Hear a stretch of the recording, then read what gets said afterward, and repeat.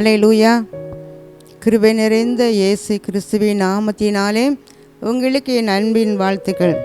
சந்தோஷமாக இருக்கீங்களா? கண்களை மூடி இந்த கிருபையின் நேரத்தில் தேவ பிரசன்னம் நம்மத்தில் இறங்கும்படியாகவும் ஆவியாளர் நம்மத்தில் வல்லமையாக வெளிப்படும்படியாக கண்களை மூடி நாம் ஜெபிப்போமா? உடைக்கப்பட்ட நேரத்தில் எல்லாம் என்னை உருவாக்கிய கிருபை இது. கிருபையே கிருபையே மாறாத நல்ல கிருபையே. கிருபையே கிருபையே மாறாத நல்ல கிருபையே. எத்தனையோ முறை உடைக்கப்பட்ட வழியிலும் கூட அவருடைய கிருபை நம்மளை தாங்கியதல்லவா? நிற்பதும் நிர்மலமாகாதிருப்பதும் அவருடைய சுத்த கிருபை அல்லவா? நம் உயிருடன் இருப்பதும் சுகமுடன் இருப்பதும் தேவ கிருபை அல்லவா?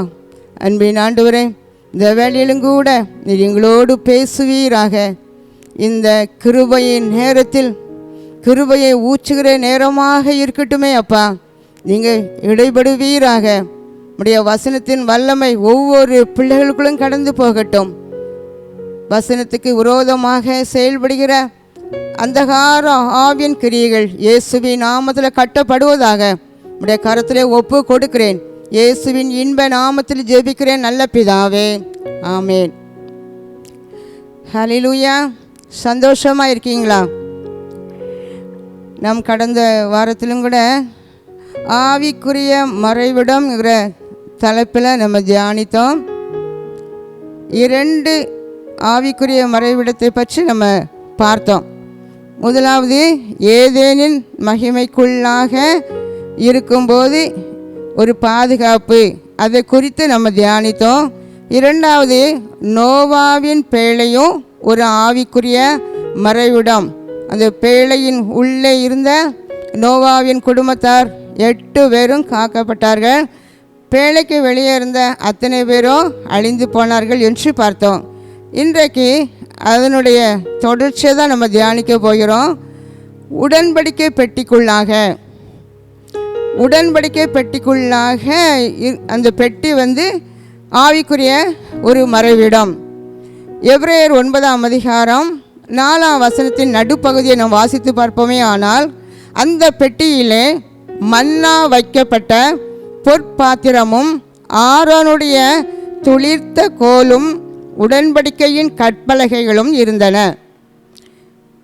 நோவா அன்றைக்கு பேழை செய்யும்போது கர்த்தர் என்ன சொன்னார் என்றால், கொப்பேர் மரத்தில் நீ அந்த பலகையினால் அந்த பேழையை உண்டு பண்ணணும். அந்த பேழை எத்தனை தட்டுகள் இருக்க வேண்டும், எத்தனை அறைகள், எப்படி நீளம் அகலம் எல்லாம் ஆண்டவர் அங்கே வரைபடமாக அங்கே கற்றுக் கொடுத்து சொல்லி கொடுத்து கட்டின ஒரு பேழை என்று பார்க்குறோம். இங்கே மோசையுடன் ஆண்டு சொன்னார். யாத்திராகமம் 25ஆம் அதிகாரம் 10-11 நீங்கள் வீட்டில் சும்மா இருக்கும்போது நீங்கள் இது வாசி தியானித்து பாருங்கள். மோசையிடம் கர்த்தர் சொல்கிறாரு, சீத்தியும் மரத்தினால ஒரு பெட்டியை நீ என்ன செய்யணும், ஒரு சிறிய பெட்டி நீ தயாரிக்கணும். அது நீளம் 2.5 முழமும் அகலம் 1 முழமும் உயரம் 1.5 முழமும் இருக்க வேண்டும். அந்த சிறிய பெட்டி பொன்னால் மூடப்பட வேண்டும் என்று சொல்லி மோசேக்கு கர்த்தர் சொன்னார். அதே போல் அந்த மோசே அந்த சீத்தி மரத்தினால் அந்த பெட்டியை தயாரித்தார். அந்த 16ஆம் வசனத்தை பார்க்கும்போது, நான் உனக்கு கொடுக்கும் சாட்சி பிரமாணத்தை அந்த பெட்டியிலே நீ வைப்பாயாக அப்படின்னு ஆண்டவர் சொல்லியிருந்தார். அதே போல் பாருங்கள், இஸ்ரவேல் ஜனங்களை தன் சொந்த ஜனங்கள், அந்த ஜனங்கள் எப்படியும் வாழ்ந்து போகட்டும், மனம் போல் வாழட்டும் அப்படி சொல்லி ஆண்டவர் விடலை. அவங்க இப்படித்தான் வாழ வேண்டும், 10 கட்டளையை கொடுத்து இந்த கட்டளையின்படி நீ வாழ வேண்டும், இப்படி வாழ்ந்தால் நீ ஆசீர்வாதமாக இருப்பாய் என்று சொல்லி எழுதி கொடுத்த அந்த கட்டளையை தான், அந்த கற்பலகையை அந்த மோசையிடம் நீ இந்த பெட்டிக்குள்ளே வைக்கணும், உடன்படிக்கை பெட்டி, அந்த கற்பலைகளை இந்த உடன்படிக்கை பெட்டிக்குள்ளே வைக்கணும் அப்படி சொன்னார். இந்த எபிரேயர் 9:4 நம்ம பார்க்கும்போது அந்த பெட்டியில் என்னெல்லாம் இருந்தது அப்படி சொன்னால், மன்னா வைக்கப்பட்ட பொற்பாத்திரம் இருந்தது. அந்த மன்னா அப்படி சொன்னால் இஸ்ரவேல் ஜனங்கள் எகிப்தின் அடிமைத்தனத்தில் இருந்து வெளியேறின அந்த நாள் வனாந்திரத்தில் பிரயாணப்படுறாங்க. அந்த வனாந்திரத்தில் பிரயாணப்படும் போது எந்த ஒரு வசதியோ எந்த உதவியோ எதுவும் இல்லாத ஒரு பாலைவனம். அங்கே அவர்களுக்கு உணவு கொடுக்க வேண்டும். ஆண்டவர் அவர்களுக்கு என்ன உணவை கொடுத்தார்? வானத்தில் இருந்து தேவ தூதர்கள் உண்ணக்கூடிய அந்த மன்னாவை அவங்களுக்கு நினைச்சார். வானத்திலிருந்து ஒவ்வொரு நாளும் அதிகாலை வேளையில் அந்த மன்னா வானத்திலிருந்து கீழே விழுமா.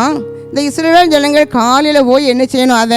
அதை தன் குடும்பத்துக்கு எத்தனை பேர்களோ அத்தனை பேருக்கும் தகுந்தால் அதை எடுத்துக்கொள்ள வேண்டும்.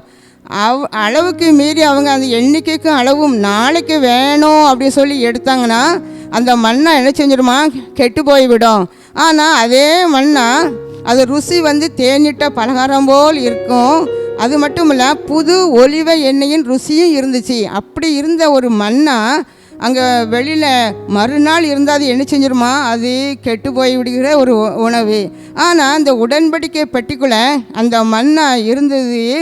ஒரு நாள் அது என்ன செய்யலை, அது கெட்டு போகவே இல்லை அப்படி சொல்லி நம்ம வேதத்தில் நம்ம வாசிக்கிறோம். பாருங்கள், இந்த உடன்படிக்கை பெட்டி அப்படின்னா அதுக்குள்ள அந்த தேவனுடைய வார்த்தைகள் உள்ள வைக்கப்பட்டதுனால அந்த உணவு அங்கே என்ன செய்யலை, அங்கே கெட்டு போக இல்லை. இன்றைக்கு நம்முடைய இருதயம்தான் உடன்படிக்கை பெட்டி. அந்த உடன்படிக்கை பெட்டியாக இந்த இருதயம் வெறுமையாக இருக்கக்கூடாது.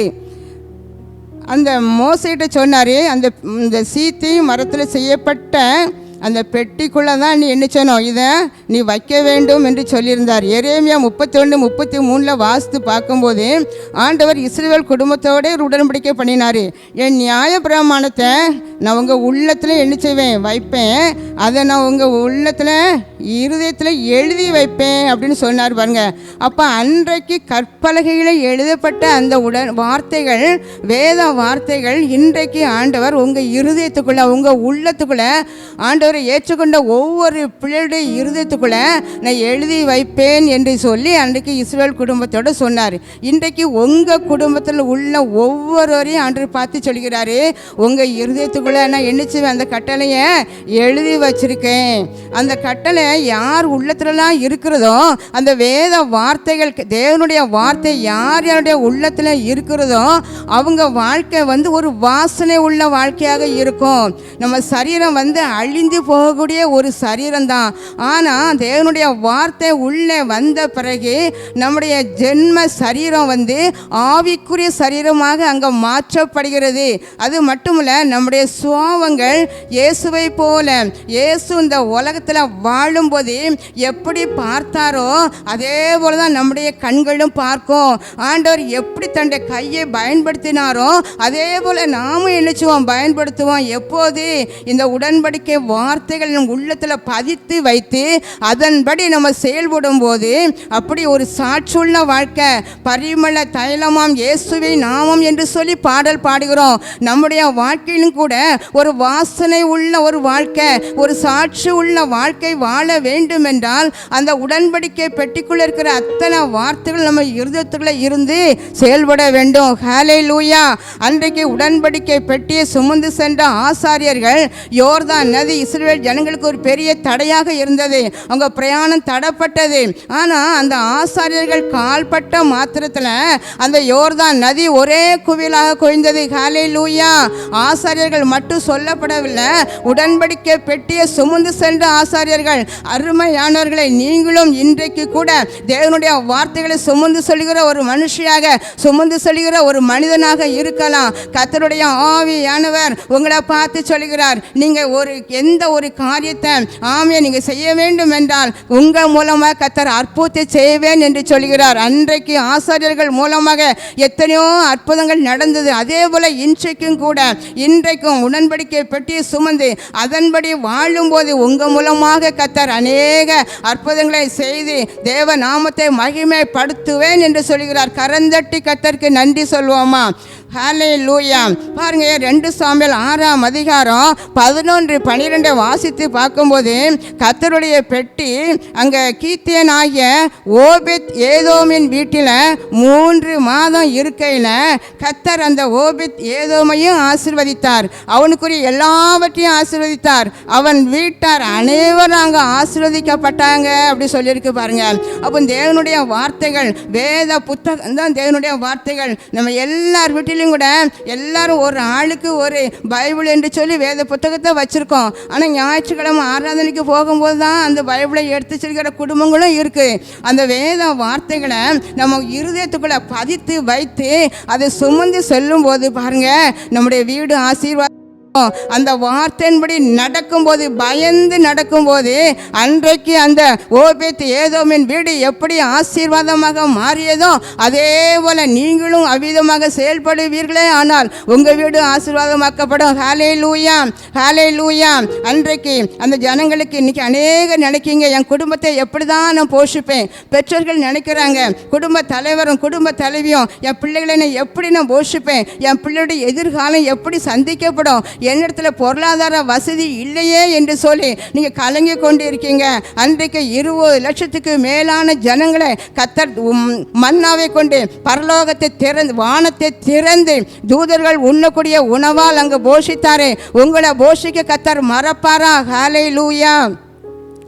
தூதர்கள் உண்ணும் உணவால் உந்தன் ஜனங்களை போஷித்தீரே. தூதர்கள் உண்ணும் உணவால் உந்தன் ஜனங்களை போஷித்தீரே. உம்மை போல யாருண்டு இந்த ஜனங்களை நேசித்திட? பாருங்க, உம்மை போல யாருண்டப்பா இந்த ஜனங்களை நேசிக்கிறதுனால ஒருவேளை ஆகாரம் கூட இல்லாமல் நான் பட்டினியாக கர்த்தர் போடவே இல்லை. உங்களை அற்புதமாக போஷிக்கிறாரே. அன்றைக்கு இஸ்ரவேல் ஜனங்களை போஷித்த தேவன் உங்களை போஷிக்க மறந்து போகிற ஒரு தேவன் இல்லை. பாருங்க, மன்னாவை குறித்து பார்த்தோம். அந்த உடன்படிக்கை பெட்டிக்குள்ள மன்னா இருந்துச்சு, அது கெட்டு போகவே இல்லை. அடுத்தால் அங்கே என்ன இருந்ததுன்னா ஆரோனுடைய கோல் இருந்துச்சு. அந்த உடன்படிக்கை பெட்டிக்குள்ள ஆரோனுடைய கோல் ஒரு மேய்ப்பனின் கோல் தான். ஒரு மேய்ப்பனின் கோல் எப்படி இருக்குன்னா காய்ந்து உலர்ந்து வறண்டு போய் இருக்கும். அது ஒரு நாள் நினைச்சாது, அது துளிர் விடாது, தழுக்காது. எவ்வளோதான் தண்ணிக்குள்ளே போட்டாலும் துளிர் விடாது. ஆனால் இங்கே பார்க்குறோம், இந்த ஆரோனுடைய அந்த மேய்க்கிற அந்த கோல், காய்ந்த ஒரு கோல் வந்து உடன்படிக்கை பட்டிகளை வச்ச உடனே அது என்னச்சுதான் துளிர்த்தது, பூ பூத்தது, வாதுமை பழங்களை அது கொடுத்தது. ஹல்லேலூயா. காய்ந்து போன வாழ்க்கை, ஆமீன், காய்ந்து போயிடுச்சு. என் வாழ்க்கை காய்ந்து உலர்ந்து போய்விட்டது. ஆனால் எப்படி தான் இனி துளிர் விடுமோ என்று சொல்லி கலங்கி கொண்டு இருக்கீங்க. கர்த்தர் சொல்கிறார், உங்கள் வாழ்க்கையை நான் துளிர் விட பண்ணுவேன். அன்றைக்கு அந்த ஆமீன் ஆரோனின் கோலை எப்படி நான் பூ பூத்தி அது காய்க்க பழம் பழுக்க வைத்தனோ அதே போல கனி கொடுப்பாய். ஹல்லேலூயா. எசேக்கியேல் 37ஆம் அதிகாரம் முதல் 6 வசனத்தை நம்ம வாசித்து பாருங்க. அங்கே சொல்லப்பட்டிருக்கிறது, எசேக்கியா தீர்க்கதரிசியை ஆண்டவர் ஒரு நாள் ஆவிக்குள்ளாக்கி அவரை வெளியே கூட்டி கொண்டு போயிருக்கிறார். எங்கே போகிறார் அப்படி சொன்னால், உலர்ந்த எலும்புகள் நிறைந்த ஒரு பள்ளத்தாக்குக்குள்ள அந்த எசேக்கியாவை கூட்டிட்டு போய், இந்த உலர்ந்து மிகவும் உலர்ந்து போன எலும்புகள், ஆமாம் இந்த எலும்புகள் உயிர் அடையுமா அப்படி சொல்லி கேட்குறாரு. கேட்டால் மாத்திரத்தில் அந்த எசேக்கியா சொல்கிறாரு, ஆண்டவரே எனக்கு தெரியாது, உங்களுக்கு தான் தெரியும் அப்படின்னு சொல்லி. அப்போ ஆண்டவர் சொன்னார், நான் சொல்கிறத மட்டும் நீ என்ன செய்ய, நீ சொல்லணும். அந்த உலர்ந்த எலும்பை பார்த்து என்ன சொல்லணும் அப்படின்னா, உலர்ந்த எலும்புகளே கர்த்தருடைய வார்த்தையை கேளுங்கள், உங்களுக்குள் கர்த்தர் ஒரு ஆவியை பிரவேசிக்க பண்ணுவார், அப்பொழுது நீங்கள் என்ன செய்வீங்க, உயிரடைவீர்கள் என்று நீ நினைச்சனும் சொல்லணும் அப்படி சொன்னார். அதே போல் இந்த தீர்க்கதரிசி அந்த உலர்ந்து போன அந்த எலும்புகளை பார்த்து ஆண்டவர் சொன்ன தீர்க்க தரிசனத்தை சொன்னார். சொன்ன மாத்திரத்தில் ஒரு இரைச்சல் உண்டாயிற்று, ஒரு அசைவு உண்டாயிற்று. எல்லாம் அங்கே உள்ள உலர்ந்த எலும்புகள் உயிரிழந்தது என்று பார்க்குறோம். ஹல்லேலூயா.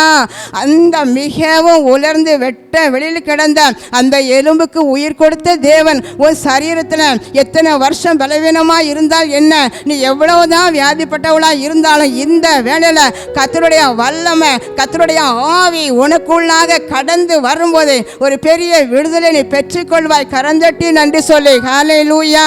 அந்த உலர்ந்த எலும்புகள் யார் அப்படின்னா இஸ்ரவேல் வம்சத்தார் அனைவருமே அந்த உலர்ந்து போன எலும்புகள் தான். அவங்க வாழ்க்கையில் உலர்ந்து போனனால நம்பிக்கையே அச்சு போயிடுச்சு. நம்பிக்கை அச்சு போன ஒரு நிலையில தான் அவங்க என்ன செய்தாங்க, அங்கே இருந்தாங்க பாருங்க. நம்பிக்கை அச்சு போயிட்டு இன்றைக்கு நீங்கள் எந்த ஒரு காரியத்தில் உங்கள் குடும்ப வாழ்க்கையில், பிள்ளைகளுடைய வாழ்க்கையில், பிள்ளைகளுடைய தொழில் காரியத்தில், படிப்பு காரியத்தில், திருமண காரியத்தில், குழந்தை காரியத்தில், ஏதோ ஒரு காரியத்தில், பொருளாதார காரியத்தில் கூட இருக்கலாம். நீங்கள் உலர்ந்து போய் இருக்கீங்க. இனி துளிர் விட எந்த ஒரு சான்ஸும் இல்லை. ஆமாம், இந்த துளிர் இந்த காய்ந்த வறண்டதோடு என் வாழ்க்கை முடியும் என்று சொல்லி நினைத்து அழுது கொண்டிருக்கிறாய். ஏன் எனக்கு மட்டும் இந்த நிலைமை, என்னுடைய குடும்பத்தில் மட்டும் எனக்கு ஏன் இப்படி நடக்கிறது என்று சொல்லி ஆமேன் கர்த்தரை பார்த்து நீ கேள்வி கேட்டுக்கொண்டே இருக்கிறாய். ரே கமாண்ட் ஓரி சபா, கர்த்தர் உன்னை பார்த்து சொல்கிறார், நீ உலர்ந்து போன நிலையில தான் இருந்து கொண்டிருக்கிறாய். எப்படி நான் ஆரோனின் அந்த கோலை துளிர்க்க பண்ணி ஆமே நான் பூ பூக்க வைத்து கனி கொடுக்க வைத்தேனோ அதே போல வாழ்க்கை நான் அதிசயமாக அற்புதமாக கனி கொடுக்க வைப்பேன் என்று சொல்கிறார். கரந்தட்டி நன்றி சொல்லுமா. ஹல்லேலூயா. வறண்ட நிலத்தை போல் இருந்தோமே, எங்களை வயல்வெளியாய் மாற்றி நீரையா. வறண்ட நிலத்தை போல் இருந்தோமே, எங்களை வயல்வெளியாய் மாற்றி நீரையா. ஆமேன். வறண்ட நிலத்தை போல் இருந்தோம், பாலைவனமாய் இருந்த எங்களை இன்றைக்கு சோலைவனமாய் மாற்றி நீரையா. காய்ந்து போன எங்களை இன்றைக்கு ஒரு செழிப்பான வாழ்க்கை வாழ வச்சிங்கன்னு சொல்லி நன்றி சொல்ல போறீங்க. ஹல்லேலூயா. கரந்தட்டி நன்றி சொல்லுவோமா. தேங்க்யூ. ஹல்லேலூயா. பாருங்க, முதலாவது நம்ம என்ன பார்த்தோம்? ஆமேன் உடன்படிக்கை பெட்டிக்குள்ள ஆவிக்குரிய மறைவிடம். ஏன் அந்த உடன்படிக்கை பெட்டிக்குள்ள நம்ம அந்த நோவாவின் பேழையை குறித்து பார்த்தோம். நோவாவின் குடும்பத்தில் உள்ள மனிதர்கள் தான் அங்கே காக்கப்பட்டாங்க. ஆனால் இந்த பெட்டிக்குள்ள ஒரு விசேஷம் என்னது அப்படி சொன்னால் ஆமே 10 கட்டளைகளும் மன்னாவும் அங்கே துளிர்த்த ஆரோனுடைய கோலும் இருந்துச்சு. என்ன அப்படின்னா, இது பாதுகாக்கப்பட வேண்டும், பின்வரும் சந்ததிகள் இதை மறந்து போய்விடக்கூடாது. இது எப்போதும் அவங்க நினைத்து, இது நம்ம முற்பிதாக்களுக்கு கொடுத்த உணவு, வானத்திலிருந்து கொடுக்கப்பட்ட மன்னா என்று சொல்லி அவங்க ஒவ்வொரு நாளும் அறியணும். பாருங்க, உங்கள் வாழ்க்கையிலும் கூட கர்த்தர் எத்தனை அற்புதங்களை செய்திருக்கிறார், எத்தனை முறை உங்களை போஷித்து இருக்கிறார், எத்தனை முறை நீங்கள் தயங்கி நின்ற நேரம் உண்டு, தடுமாறின நேரம் வந்தது. அப்போதெல்லாம் கரண் தூக்கி உங்களை அவர் நீட்டி தூக்கி எடுத்து நிறுத்தினார் அல்லவா. நன்றி சொல்வீங்களா? இன்னும் கூட வேத புத்தகத்தில் எத்தனையோ அற்புதங்களை கர்த்தர் செய்திருக்கிறார். ஒவ்வொன்றையும் எண்ணி நன்றி சொல்ல வேண்டும். ஹல்லேலூயா. நன்றி சொல்ல மறந்து போகவே கூடாது. அவர் செய்த நன்மைகளை நினைத்து மறக்காதபடி நன்றி சொல்ல வேண்டும். ஹல்லேலூயா. அடுத்தால பாருங்க, எங்க ஒரு ஆவிக்குரிய மறைவிடம் இருக்குன்னா மேகத்துக்கு உள்ளாக. 1 கொரிந்தியர் 10ஆம் அதிகாரம் 1ஆம் வசனத்தின் நடு பகுதியில் நம்முடைய பிதாக்கள் எல்லாரும் மேகத்துக்கு கீழாய் இருந்தார்கள். எங்க இருந்தாங்க? மேகத்துக்கு கீழாய் இருந்தார்கள் என்று வாசிக்கிறோம். இஸ்ரவேலர் எகிப்திலிருந்து விடுதலையாகி சிவந்த சமுத்திரத்தை அவங்க கடந்தாங்க. அவங்க சிவந்த சமுத்திரத்தை கடந்த அந்த நிமிஷம் முதல் ஆண்டவர் அவங்கள வழி நடத்துறதுக்கு ஆரம்பிச்சிட்டார் பாருங்க. ஏன்னா அவங்க போகிற பாதை வனாந்திரத்தில் பாதை தெரியாது. அங்கே வழிகாட்ட எந்த ஒரு மனிதரும் நிற்க மாட்டாங்க, வழி தெரியாதது. ஆனால் ஆண்டவர் அன்றைக்கே ஒரு மேக ஸ்தம்பத்தை அனுப்பினார். அந்த மேக ஸ்தம்பம் அவர்களுக்கு வழிகாட்டியாகவும் இருந்தது. அது மட்டும் இல்லை, பகலில் அவங்களுக்கு உஷ்ணம், வெப்பம், வெயில் காரணம் எந்த பாதிப்பு இல்லாதபடி அவங்களுக்கு நல்ல அங்கே ஒரு கூடாரம் போல் அந்த மேகம் அவங்கள மூடிக்கொள்ளுமா. இரவில் இருள் அவங்களை சேதப்படுத்தாதபடிக்கு வெளிச்சம் கடந்து வந்தது. ஹல்லேலூயா. பாருங்க, அப்போ கர்த்தருடைய ஆவியன் இன்னைக்கு சொல்கிறான்னா, அன்னைக்கு அந்த ஜனங்களுக்கு மேகத்தை அனுப்பினார். மேகம் அனுப்பி மேகம் எங்கெல்லாம் போதோ அங்கெல்லாம் இவங்க பின்தொடர்ந்து போகிறாங்க. இன்றைக்கும் கூட நம்ம வாழ்க்கை பிரயாணத்தில் அடுத்த நாள் என்ன நடக்கும், அடுத்த நேரம் அடுத்த நிமிஷம் என்ன நடக்கும் நமக்கு தெரியாது. பாருங்கள், யாரை நம்பி நம்ம பிரயாணப்பட்டோம். அன்று இஸ்ரவேல் ஜனங்கள் கர்த்தரை நம்பி பிரயாணப்பட்டாங்க. இன்றைக்கு நம்முடைய வாழ்க்கையிலும் அப்படி தான் பாருங்கள். ஆண்டவரை நம்பி தான் நம்ம போய்கிட்டு இருக்கோம். என்ன நடக்கும் ஏது இருக்கும் ஒன்றும் நமக்கு தெரியாது. பாருங்கள், வழியே தெரியாது. சில நேரம் பிரயாணம் நன்றாக இனிப்பாக ஸ்வீட்டாக போயிட்டே இருக்கும். ஆனால் திடீர்னு ஸ்ட்ரக்காக நின்று பாருங்க பிரச்சனை. ஆனால் ஆண்டவர் எல்லா நேரமும் கூட நடக்க முடியாத நேரம் உங்களை தோல் மேல் அவர் சுமந்து கொண்டு அந்த பாதையில் வழி நடத்தி கொண்டே வருகிறார். ஹல்லேலூயா. யாத்திராகம் 15ஆம் அதிகாரம் 26 ஆண்டவர் அந்த ஜனங்களோட ஒரு உடன்படிக்கை பண்ணினார். என்னன்னா, என் கட்டளைக்கு நீ செவி கொடுத்து எல்லா நியமங்களையும் நீ என்ன கை கொண்டால் நான் எகிப்தியருக்கு வரப்படின வியாதிகள் ஒன்றி உனக்கு நான் என்ன செய்ய மாட்டேன், நான் வரப்பண்ண மாட்டேன். நானே உன் பரிகாரியாக கர்த்தர் அப்படி சொல்லி அவங்களுக்கு அழகாக உடன்படிக்கை பண்ணினார். பாருங்க, அவர் சொன்னது போலவே 40 வருடமும் அந்த இஸ்ரவேல் ஜனங்கள் அந்த மேகத்துக்கு கீழாவே போனதுனால நல்ல ஒரு பாதுகாப்பு. எந்த நோயும் அவர்களை தொடலை, எந்த வியாதி அவங்களை சேதப்படுத்தலை, எந்த தீங்கும் அணுகாதுவிட அவர்களை பத்திரமாக பாதுகாத்து கொண்டார். அவர்கள் வியாதிப்பட்டவர்களோ பலவீனப்பட்டவர்களோ ஒருவன் கூட அங்கே இருந்ததில்லை. பாருங்க, 40 வருடங்களும் ஒரு தெய்வீக ஆரோக்கியத்தை அவங்க பரிபூரணமாக அனுபவித்தார்கள். ஹல்லேலூயா, ஹல்லேலூயா. வேதத்தில் அந்த வனாந்திரத்தில் எந்த ஒரு ஆஸ்பத்திரியும் அங்கே இருந்ததில்லை, எந்த டாக்டரோ எந்த மெடிக்கல் ஸ்டாஃபோ அங்கே என்னச்சல இல்லை. ஏன்னா அவங்க மேகத்துக்கு கீழாக இருந்தபடினால அவங்களுக்கு எந்த பலவீனமும் தொடலை. அவங்க சரீரம் காண்டா மிருகத்துக்கு ஒத்த ஒரு பலம் இருந்துச்சு. அதனால தான் அவங்க கானானுக்குள்ளே போய் 7 ஜாதிகளையும் நினச்சிதாங்க போரிட்டு வெற்றி சிறந்தார்கள். ஹல்லேலூயா, ஹல்லேலூயா. அந்த மேக ஸ்தம்பமும் அக்கினி ஸ்தம்பமும் இஸ்ரவேல் ஜனங்களுக்கு வெளிச்சத்தை தான் கொண்டு வந்துச்சு. ஆனால் அவங்கள துன்புறுத்தி வந்த எகிப்தியருக்கும் அது காரிருளை கொண்டு வந்தது என்று சொல்லி வேதத்தில் பார்க்குறோம். ஹல்லேலூயா, ஆமென். இன்றைக்கு கூட ஆண்டவர் உங்களை பார்த்து சொல்கிறார், அன்றைக்கு பழைய ஏற்பாட்டில் மேக ஸ்தம்பம் தான் அவர்களை என்ன செய்து பாதுகாத்தது. ஆனால் இன்னைக்கு பரிசுத்த ஆவியானவரின் மேகத்துக்கு கீழாக நீங்க இருக்கீங்க. ஹல்லேலூயா, ஆமென். ரட்சிக்கப்பட்ட பிறகு ஒவ்வொரு தேவனுடைய பிள்ளைகளும் ஆண்டவரே உங்க ஆவி எனக்கு வேணும். அந்த எசேக்கியா தீர்க்கதரிசிகிட்ட கூட ஆண்டவர் சொன்ன ஆவிக்குள்ளாக்கி தான் வெளியே கொண்டு போனார். ஆமென். கர்த்தருடைய ஆவி நமக்குள்ள இறங்க வேண்டும், நம்மளை நிரப்ப வேண்டும். ஒவ்வொரு நாளும் பரிசுத்த ஆவியால் நம்ம நிரப்பப்படுகிற ஒரு அனுபவம் இருக்கணும். அந்த பரிசுத்த ஆவியின் மேகத்துக்கு கீழாக தான் நம்ம என்னச்சணும் இருக்கணும். அபிஷேகத்தின் கீழாக நம்ம இருக்கணும். எப்போதும் பரிசுத்த ஆவியால் நிரம்பி வழிகிற அனுபவம். என் பாத்திரம் நிரம்பி வழிகிறது. நீங்கள் பரிசுத்த ஆவியால் நிரப்பப்படும் போது அது நிரம்பி நிரம்பி வழிந்து உங்களை தேடி வருகிற உங்கள் பக்கத்தில் இருக்கவங்களையும் அந்த பரிசுத்த ஆவியால் நினைச்சு வரா நிரப்புவார். ஹல்லேலூயா, ஹல்லேலூயா. உலகத்தோடு கூட நம்ம என்ன செய்யக்கூடாது, ஒன்றி போகக்கூடாது. உலக ஆசை இச்சைகளோடு நம்ம ஆமென் இணங்கி போய் இருக்கக்கூடாது. கர்த்தருக்கென்று ஒரு வேறுபட்ட வாழ்க்கை நம்ம இந்த உலகத்தில் வாழ வேண்டும், பரிசுத்தமாக வாழ வேண்டும். பரிசுத்தமாக வாழும்போது மட்டும்தான் அந்த பரிசுத்த ஆவி நம்மேல இறங்கும். ஹல்லேலூயா. ஆண்டவரே, அந்த பரிசுத்த ஆவியின் நிழலுக்குள்ள நான் இருந்தால் தான் எனக்கு ஒரு பாதுகாப்பு. பரிசுத்த ஆவியின் நிழலுக்குள்ள என் பிள்ளைகள் இருந்தால் தான் என் பிள்ளைகளுக்கு ஒரு பாதுகாப்பு, என் கணவனுக்கு ஒரு பாதுகாப்பு. அந்த பரிசுத்த ஆவி என் மேலே அசைவாடுங்க, எனக்குள்ள இறங்குங்க. மாம்சமான யாவர் மேலே ஆவியை ஊற்றன்னு வாக்கு கொடுத்திருக்கிறாரு. இன்றைக்கு அந்த பரிசுத்த ஆவி எனக்கு வேணும் என்று சொல்லி கேட்போமா? ஹல்லேலூயா, ஹல்லேலூயா.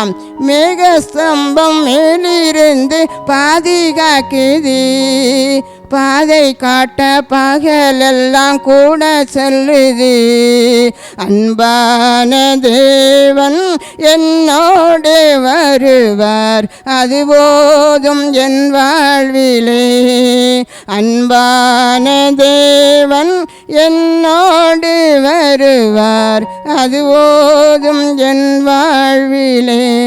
பாருங்க, ஆவிக்குரிய மறைவிடம் என்று சொல்லி நம்ம தியானித்தோம். கர்த்தர் நம்மோடு கூட பேசினார். அவருடைய வார்த்தைகள் மூலமாக உங்களோட இடைப்பட்டார். ஹல்லேலூயா. எல்லாரும் கூட ஆமேன். கண்களை மூடி ஆண்டவரே எங்களோடு நீங்கள் பேசினதற்காக நன்றி என்று சொல்லுவோமா? Thank you Jesus. ஹல்லேலூயா. இந்த வேளையில் கர்த்தர் மத்தியில் உலாவினார் அல்லவா? உங்கள் குடும்பத்துக்குள்ள அவர் உலாவினதை ரீ கமாச் ஓரி ஷபா உங்களுடைய ஆவிக்குரிய கண்களால் நீங்கள் பார்க்க முடிந்தது அல்லவா? தேங்க்யூ ரீமா சோரி கவா. அன்றைக்கு இஸ்ரவேல் ஜனங்களை எப்படி வானத்து மன்னவால் போஷித்தாரோ அதே போல உனக்கு ஒரு அதிசயத்தை செய்வதற்கு வானம் திறக்கப்படும். வானத்தின் பலகணிகளை திறந்து இடம் கொள்ளாமல் போக மட்டும் நான் உங்களை ஆசீர்வதிப்பேன் என்று கர்த்தர் உங்களை பார்த்து சொல்கிறார். ஹல்லேலூயா. என்னுடைய தேவைகள் மிக மிக அதிகமையா. எனக்கு ஆமே தேங்க்யூ ரீ கமாச் ஓரி ஷபா. எனக்கு இருக்கிற பிரச்சனை, எனக்கு இருக்கிற தேவைகள், எனக்கு இருக்கிற கடன் பிரச்சனையை அது என்னால் அது கொடுக்க முடியாது, என்னால் இயலாது, எனக்கு தகுதியும் இல்லை என்று சொல்லி நீங்கள் நினச்சா தான் முடியும் என்று சொல்லி நீங்கள் அழுது புலம்புதீங்க. இது எப்படி ஆகுமோ, இது எங்கே கொண்டு முடியுமோ என்று சொல்லி கலங்குதீங்க. கர்த்தர் தான் சொல்கிறார் உங்களை பார்த்து ரீ கமாச் ஓரி ஷபா. உங்களை ஐஸ்வர்யன் ஆக்குவதற்காக தான் நான் தரித்திரரானேன். உங்களை ஐஸ்வர்யன் ஆக்குவதற்காக தேங்க்யூ ரீ கமாச் ஓரி ஷபா. இப்பொழுது வானத்தின் மதகளை உனக்கு திறப்பேன். உனக்கு நேராக வானத்தின் வாசல் திறக்கப்பட்டு கொண்டிருக்கிறது. லீபா அன்றைக்கு கூட யாக்கோபு நடு வனாந்திரத்தில் அவன் தனியாக ஆமன் எந்த உதவி இல்லாமல் அழுது கொண்டு இருக்கும்போது வானம் திறக்கப்பட்டு தேவதூதர்கள் இறங்கி வந்து விசாரித்தார்கள் அல்லவா? ரீவா லோரி ஷபா. உனக்கும் வானம் திறக்கப்படும். வானத்தின் வாசல் நீ எந்த இடத்துல அழுது கொண்டு இருக்கிறாயோ அந்த இடத்துல வானம் திறக்கப்படுகிறது. ஒரு ஏணி வைக்கப்பட்டு தேவர்கள் இறங்கி வந்து உன்னோடு பேசிக்கொண்டு இருக்காங்க. ரீவா லாமா சோரி கபா. கர்த்தருடைய ஆவியானவர் உன்னை பார்த்து சொல்கிறார், உன் இருதயம் வெறுமையா இருக்கிறது. லீவா உன் இருதயம் தேவ வசனத்தால் நிரப்பப்பட வேண்டும். பகல் முழுவதும் இரவு முழுவதும் தேவ வார்த்தை உனக்குள்ள கிரியை செய்ய வேண்டும். ரீ கபா லாஷா ஓரி கபா. Thank you Jesus. உடன்படிக்கை பற்றி நீதான் ரீமா சோரி கபா. ஹல்லேலூயா. ஆமென். உன் இருதயத்துக்குள்ள ஆமென் அப்பா தேவனுடைய வார்த்தைகள் எழுதப்பட்டிருக்கிறது. அந்த வார்த்தையின்படி நடக்க நீ மறந்து போகாத. ஆமென். உன் குடும்பத்தில் ஏன் தரித்திரம், ஏன் இன்னும் ஆசீர்வாதத்தை சுதந்திரிக்க முடியவில்லை? உனக்குள்ள இருதயத்துக்குள்ள கர்த்தர் எழுதி வைத்த அந்த வார்த்தையின்படி உன் வாழ்க்கை இல்லை. ரீமா சோரி கபா. அந்த வார்த்தைக்கு விரோதமாக நீ வாழ்ந்து கொண்டு இருக்கிறபடினால ஆமென் அநேக ஆசீர்வாதம் உனக்கு தடை பண்ணப்பட்டு கொண்டிருக்கிறது. ரீ கமா. இப்போதே மனம் திரும்ப ஒப்புக்கொடு. ஆண்டவரே இருதயத்தோடு உங்கள் வசனத்தை மட்டும் சுமந்து செல்வேன். உங்கள் வசனத்தை எங்கே போனாலும் சுமந்து செல்வேன். நீ வசனத்தை மட்டும் சொல்லி நீ சுமந்து செல்லும் போது ஹல்லேலூயா உன் மன விருப்பத்தை நிறைவேற்றுவேன். எதெல்லாம் செய்ய நீ நினைக்கிறாயோ அதனை செய்து தருவேன். ஹல்லேலூயா. கரந்தட்டி நன்றி சொல்லி ரீ கமாண்ட் ஓரி ஷபா. ஹல்லேலூயா. வாழ்க்கை உலர்ந்து போய் விட்டது. என் பிள்ளைடைய வாழ்க்கையும் ஆமென் திருமணம் பண்ணி கொடுத்தும் கூட எந்த ஒரு வாழ்க்கை இல்லாதபடி பிரிந்த நிலையில் என் பிள்ளைகள் இருக்கின்றார்களே என்று சொல்லி அழுது கொண்டு இருக்கிறாய். கர்த்தர் இன்றைக்கு சொல்கிறார், உன் பிள்ளைகளுடைய வாழ்க்கையை அன்றைக்கு காய்ந்து போன ஆரோனுடைய கோலை எப்படி துளிர்க்க பண்ணினானோ நான் துளிர்க்க பண்ணுவேன். மறுபடியும் அற்புதத்தை செய்வேன். ரீ கமாண்ட் ஓரி ஷபா. உன் கண்களால் பார்த்து நன்றி சொல்வாய். தேங்க்யூ ரீவா லீ கமாண்ட். உன் பொருளாதாரம் உலர்ந்து போன நிலையில் இருக்கியோ ரீ காவா ராஷா வரி கவா. ஹல்லேலூயா. ஒன்றே நீ தேவனுடைய வார்த்தையை மட்டும் சுமந்து சொல்லி அற்புதத்தை செய்வேன். உலர்ந்து காய்ந்து போன ஆமென் நம்பிக்கையற்று போய் இனி எனக்கு எந்த ஒரு நம்பிக்கையும் இல்லை, இனி சுகம் கிடைக்க நம்பிக்கை இல்லை, நான் இனி ஒரு வசதியோடு வாழ்வேங்க நம்பிக்கை இல்லை, இந்த தேவனுக்காக எழும்பி பிரகாசிப்பேங்க நம்பிக்கை இல்லை, நம்பிக்கை அற்று போன நிலையில் இருக்கிற உன்னை பார்த்து ஆண்டு சொல்றார், நான் உன்னோடு கூட இருக்கிறேன். ஹல்லேலூயா. என் அபிஷேகத்தை உன் மேலே ஊற்றுவேன். பரிசுத்த ஆவி எப்பொழுதும் உன் மேலே நிரம்பி வழிந்து கொண்டு இருக்கும்படியாக நான் பரத்திலிருந்து இறங்குவேன் என்று சொல்கிறார். ஹல்லேலூயா. உன் கூடாரத்துக்கு மேலே பரிசுத்த ஆவிங்கிற ரீ கமான் சோரி ஷபா அபிஷேகத்தை உன் கூடாரத்து மேலே கூட நான் ஊற்றி கொண்டு இருக்கிறேன். ரேகா ராமா சோரி கபா. எழும்பி பிரகாசி ரீ கமான். உன் சுகவாழ்வு துளிர்த்தது. பாவ இருள் இயேசுவின் நாமத்தில் வெளியேறினதற்காக நன்றி ஆண்டவரே. பாவ கட்டுகள் சாபங்கள் இயேசுவின் நாமத்தில் வெளியேறினதற்காக நன்றி அப்பா. அவன் இந்த பிள்ளைகளை ஒப்பு கொடுக்கிறேன் ஐயா. குடும்பமாக ஒப்பு கொடுக்கிறேன் ஆண்டவரே. உங்கள் சட்டைகளை ஓடி வருகிற பிள்ளைகளை உங்கள் சிறகுகளால் மூடுவேன் என்று சொன்னேன். ஒவ்வொரு பிள்ளைகளையும் கூட உங்கள் சிறகுகளால் மூடி பாதுகாத்து கொள்வீராக அப்பா.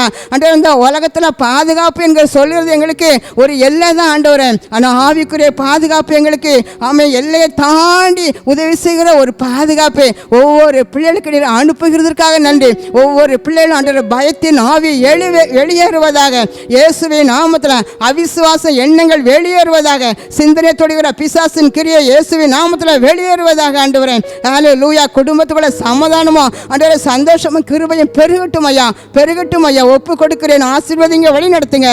இயேசுவின் நாமத்தில் ஜெபிக்கிறேன் பிதாவே, ஆமென். God bless you.